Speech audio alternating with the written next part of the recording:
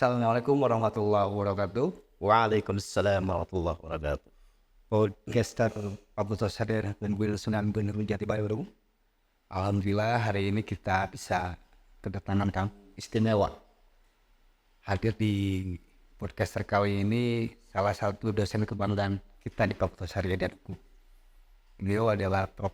Tajul Arifin yang kita biasa panggil Prof. Tajul aja gitu Prof ya. Boleh, bebas saja. Hari ini kita akan membicarakan tentang hadis. Karena tentu banyak sekali amalan dan keutamaan di bulan Ramadan ini yang keutamaan dan amalan di bulan Ramadan itu digaya oleh hadis dari surah Nabi. Cuma di masyarakat ini Prof, kadang-kadang kita menemukan sebuah amalan yang guideline-nya hadis yang kurang pas atau bahkan banyak sekali hadis-hadis yang diklasifikasikan menjadi hadis dhaif dan hadis maudhu. Oleh karenanya mungkin dengan begitu amalan ini menjadi kurang dan bahkan mungkin tidak tepat. Oleh karenanya saya kira perlu masyarakat paham dan tahu bagaimana refining tentang hadis-hadis yang berkembang di masyarakat ini sehingga keutamaan dari keberkahan Ramadan ini tidak hilang. Saya kira Prof bisa menjelaskan kepada kami tentang apa yang menjadi pertanyaan-pertanyaan masyarakat terkait dengan hadis-hadis seperti itu, Prof. Silakan. Terima kasih Kang Hasbi. Assalamualaikum warahmatullahi wabarakatuh. Pada kesempatan ini, pada hari yang ke-11 di bulan Ramadan, semoga ibadah saum kita dan ibadah-ibadah yang lainnya diterima oleh Allah Subhanahu wa Ta'ala. Kita akan mencoba mengemukakan atau menganalisis ya tentang penggunaan hadis dhaif, dan secara khusus kita akan mengambil judul refraining dalam penyebaran hadis dhaif dan maudhu tentang keutamaan ibadah Ramadan. Ini sangat penting karena memang ibadah bulan Ramadan itu ibadah yang sangat istimewa di sisi Allah Subhanahu wa Ta'ala. Tapi kita tidak boleh kebablasan ketika menggunakan hadis-hadis yang dhaif. Jadi materi ini lebih menekankan kepada para mubalik, kepada para penyampai ajaran agama. Jangan sampai nanti kita di dalam menyampaikan ajaran agama itu ternodai dengan penggunaan hadis-hadis dhaif. Ya, ini kan memang kadang masyarakat itu terlena dengan suasana Ramadan. Apalagi ada kalimat-kalimat yang diklasifikasikan hadis. Dan bahkan itu disampaikan para da'i dan mubalik.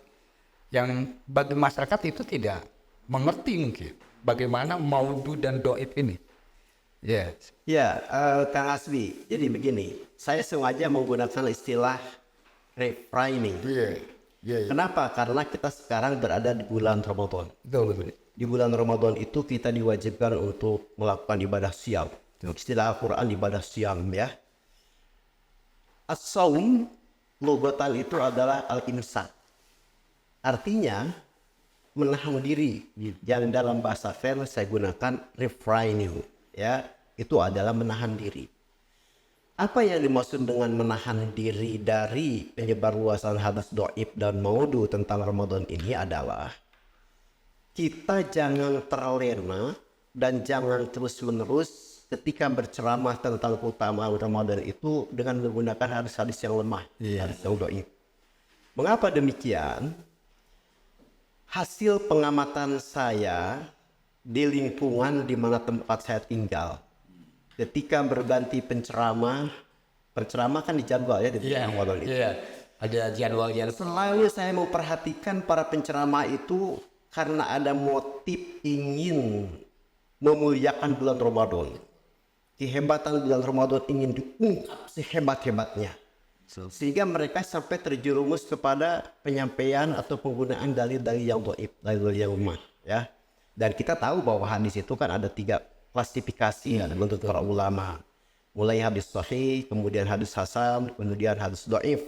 Kalau maudhu itu bukan hadis ya. Memang orang mengatakan hadis maudhu. itu di bawah hadis dhaif. Kalau dhaif itu masih hadis ya, tetapi di dalam proses periwayatannya boleh jadi ada rawi yang cacat, ada rawi yang majhulul hal, jadi ketahui latar belakangnya apakah dia orang jujur atau tidak, atau misalnya dari aspek matanya itu syad atau juga illah, jadi bertentangan dengan hadis yang sahih atau juga bertentangan dengan ayat Al-Quran. Maka itu menjadi hadis itu hadis dhaif ya. Hadis maudhu di bawah itu. Hadis maudhu jelas bukan hadis, tapi orang membuat seakan-akan itu adalah hadis, padahal tidak ada hadis, bukan hadis dan sama sekali tidak ada proses periwayatannya, jadi buatan sendiri-sendiri saja. Nah, hadis yang sahih kalau kita perhatikan misalnya yang ada di dalam dua kitab tertinggi saja, hadis Sahih Bukhari dan hadis Sahih Muslim, kalau kita sampaikan, dan kebanyakan belum tersampaikan oleh para penceramah. Jadi para penceramah itu masih lebih banyak menggunakan atau menyampaikan hadis dhaif ketimbang hadis yang sahih.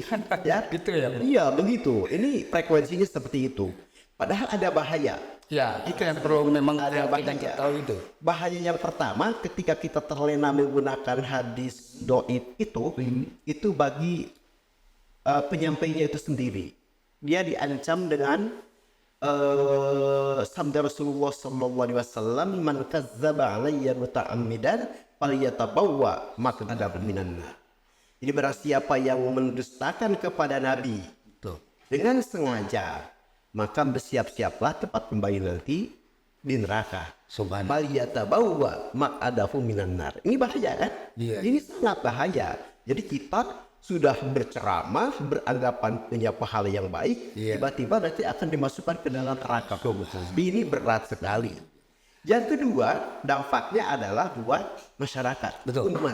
Jadi umat akan terlena nanti itu dengan hadis dhaif. Misalnya begini, ada hadis yang mengatakan ketika Rasulullah SAW itu mengatakan anna Rasulullah sallallahu alaihi wasallam dzakara syahr Ramadan faqala syahrin kataballahu alaikum siyamahu wa sanantu lakum qiyamahu faman shamahu wa qamahu imanan wa ihtisaban kharaja min dunubihi ka yaumin waladat ummuh. Ini akan membuat terlena. Jadi para mubalik menyampaikan hadis yang lemah ini, mana Rasulullah dianggap mengatakan bahwa bulan Ramadan itu adalah bulan di mana kita diwajibkan untuk berpuasa, dan aku sunnahkan untuk melakukan qiyamul lail, salat tarawih di bulan Ramadan ya. Sehingga dilanjutkan, barang siapa yang berpuasa kemudian melakukan qiyamul lail di bulan Ramadan, maka dia katanya nanti akan keluar dari dosanya dihapuskan bagaikan di hari dia baru dilahirkan. Subhanallah. Ini kan terlalu membuat masyarakat terlena. Nanti masyarakat akan dengan semena-mena berbuat dosa dengan dalih bahwa nanti akan datang bulan Ramadan, kita akan berpuasa, kita akan melakukan qiyamul lail, dan kita kembali kepada bagaikan anak yang baru dilahirkan tanpa dosa apapun. Sebenarnya hadis yang terkait dengan itu hanya mengatakan begini, man qama ramadhana imanan wa ihtisaban ghufira lahu ma taqaddama min dzambih. Itu saja ya.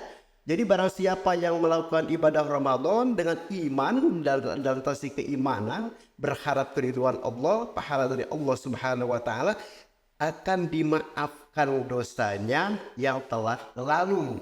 Para ulama pensyarah hadis ini menjelaskan dosa yang mana yang akan dimaafkan dengan puasa itu. Apakah semua dosa? Jawabannya adalah tidak. Hanya dosa yang berhubungan dengan Allah Subhanahu wa taala, dan itu pun bukan dosa besar. Karena dosa besar baru akan dihapuskan ketika sudah melakukan taubatan nasuha. Betul, itu Kang Hasbi. Ini penting ya. Jadi kita harus mampu memilah-milah mana hadis yang sahih, mana hadis yang hasan, mana yang dhaif, dan sampaikanlah hadis yang sahih. Iya, betul. Ya mungkin kalau kita sudah bisa paham bahwa ada keterangan atau hadis-hadis yang dhaif, hadis-hadis yang hasan, dan hadis-hadis yang sahih ini harapannya kita bisa mengerti dan memilah juga memahami bagaimana memanfaatkan keberkahan Ramadan ini. Ya akhirnya kan tadi disampaikan oleh Prof, ada juga ketika kita memegang pada hadis yang doib malah mungkin merusak motivasi dan niat puasa tadi. Ya persoalannya bagi masyarakat kan nggak pernah tahu tuh. Betul. Apalagi yang menjelaskannya seorang mubalik, seorang dai. Saya kira ini pesan khusus nih dari Prof buat para mubalik. Betul. Untuk mengerti bahwa ini hadis yang doib atau hadis yang kurang pas disampaikan di masyarakat itu seperti apa, Prof? Begini, Ya. Kang Hasbi. Ya. Jadi terus terang saja, ini kan penceramah itu latar belakang pendidikannya terkadang sangat bervariasi. Betul. Bahkan sekarang ini ada kecenderungan di mana orang karena sudah terkenal, kemudian belajar agama sedikit, kemudian dia menjadi mubalik. Nah, Cukup mengerti public speaking. public speaking saja. Gitu. Nah, karena latar belakang yang berbeda-beda itu, ya, maka pengetahuan tentang hadis itu juga menjadi lemah. Jangankan mereka yang berlatar belakang pendidikan bukan dari pendidikan agama, yang berlatar belakang dari pendidikan agama saja itu dengan prodi yang berbeda-beda akan memiliki level penguasaan tentang hadis itu sendiri yang berbeda-beda, ya. Jadi saya kebetulan dulu dari jurusan tafsir dan hadis, ya, maka agak memahami. Jadi banyaknya para mubalik yang masih berani, sesungguhnya mungkin dia tidak sadar, ya, tidak sadar dengan pengetahuannya yang rendah tentang hadis itu sendiri. Dia tidak sadar bahwa hadis yang disampaikannya itu adalah hadis yang dhaif.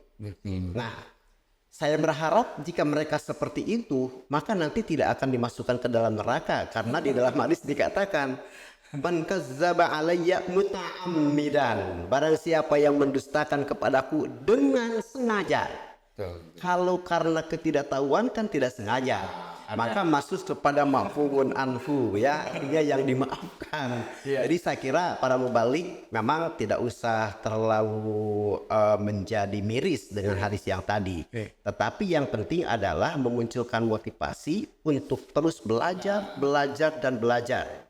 Hanya hambatannya kan Hasbi memang kalau para mubalik yang top itu, para mubalik yang populer, ya, biasanya mereka kan sibuk. Jadi dengan jadwal tiap malam, bahkan satu malam ada yang sampai 2 kali, ya, kecuali mungkin ceramah Ramadan tidak bisa 2 kali. Tidak jarang mubalik kita itu memotivasi untuk membuat mustafinya senang dan bahagia. Itu salah satu faktor, Kang Hasbi, mengapa mereka betah menyampaikan hadis-hadis yang dhaif.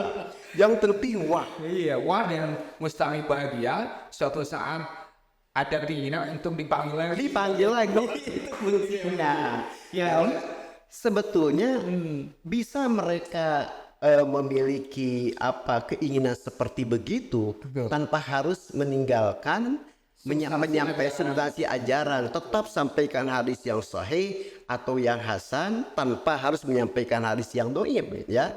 Itu penting. Nah, kekurangan waktu mereka untuk belajar itu membuat mereka sepertinya belum sadar bahwa yang mereka sampaikan itu adalah hadis dhaif, ya. Ini amat sangat berbahaya. Jadi memang saya kira Ramadan dengan segala keberkahannya, puasa dengan segala amalan yang keberkahannya, tentu ini harus juga jelas sandaran amanah atau sandaran perintahnya. Salah saja sandaran perintah yang bisa merubah atau bahkan mengganggu motivasi untuk mendapatkan keberkahan itu. Jadi saya kira pemirsa podcast sadar hukum, saya kira harus mulai, apalagi kawan-kawan kami yang paling di sana, berpikir ulang, melakukan refining terhadap pemahaman tentang hadis itu seperti apa yang disampaikan oleh Prof. Cuman begini, Prof, kalau misalkan itu terjadi dan itu sudah berkembang di masyarakat, bagi kita sebagai masyarakat supaya tidak mengganggu motivasi dan niat mendapatkan keberkahan tadi, seperti apa, Pak? Bagus. Ini satu pertanyaan yang amat bagus, ya. Sesungguhnya hadis-hadis yang sahih yang terkait dengan keutamaan Ramadan itu luar biasa. Ya. Misalnya tadi, diampuni dosa yang lalu. Itu kan luar biasa, ya. Cuman kita harus klarifikasi dan harus pahami juga ketika ingin menyampaikan hadis itu bagaimana syarah hadis itu. Jadi bukan berarti semua yang lalu kemudian dihapuskan. Nah itu yang pertama harus demikian ya. Yang kedua, para mubalik itu harus kreatif. Ya, itu yang paling penting. Nah sekarang itu kan beda Pak Kang Hasbi, untuk mencari status hadis sahih atau tidak sahih itu beda dengan zaman dulu waktu saya kuliah. Bentar. Dulu saya harus membuka kitab-kitab hadis secara manual. Sekarang dengan menggunakan software misalnya Kutubut Tis'ah, maka dalam hitungan detik kita bisa mengambil keputusan hadis ini adalah hadis yang sahih, atau hadis ini adalah hadis yang hasan, atau bahkan ini adalah hadis yang dhaif. Bisa dengan cepat. Cuman memang juga para mubalik itu harus melek juga dengan IT. Ya, ini sangat penting penggunaan ini. Itu yang harus kita lakukan. Iya. Terima kasih Prof. Kita dibuka wawasan untuk mengerti tentang bagaimana sesungguhnya memanfaatkan dan juga paham tentang apa yang kita lakukan dalam memaksimalkan potensi Ramadan ini dengan Betul. salah satunya dengan juga paham mengerti hadis atau perintah-perintah yang Nabi sampaikan sehingga kita tidak salah atau melakukan sesuatu dengan indikasi yang kurang baik. Betul. Kang Hasbi sebentar. Jadi saya ingin melihatkan contoh hadis dhaif lain ya. Tapi sangat populer. Jadi di masjid-masjid besar juga muncul. Misalnya hadis yang mengatakan awwalu syahri ramadhana rahmatun wa awsatuhu maghfiratun wa akhirahu ithun minan nar. Itu hadis dhaif. Dhaif dikatakan awal Ramadan itu adalah rahmat, tengah-tengahnya adalah ampunan Allah, dan akhirnya adalah pembebasan dari neraka. Itu populer sekali. Betul. Ada satu sering itulah populer. Bahkan ada yang mengatakan juga hadis dhaif ini disampaikan as-shaimu fi ibadatin wa in kana raqidan ala firashi, katanya. Orang yang berpuasa itu tetap dalam keadaan beribadah walaupun dia sedang tidur di atas kasurnya. Ini akan membuat terlena umat kan tidur ibadah. Dan itu hal yang sangat negatif. Itu tidak bagus ya. Maka ahli kikis habis harus menyetop diri dari penyebaran hadis dhaif.